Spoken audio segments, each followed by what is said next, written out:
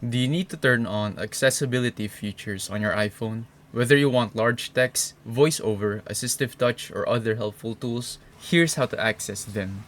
Your iPhone includes a wide range of accessibility features designed to make the device easier to see, hear, and use. First, open the Settings app on your iPhone. Scroll down and tap on Accessibility. Once you're in the Accessibility menu, you'll see different categories for vision, physical and motor, hearing, and general settings. To enable a feature, simply tap on the one you want to use. For example, you can tap VoiceOver and turn it on if you'd like spoken feedback while using your iPhone. Or you can open Assistive Touch and enable the on-screen button for easier navigation.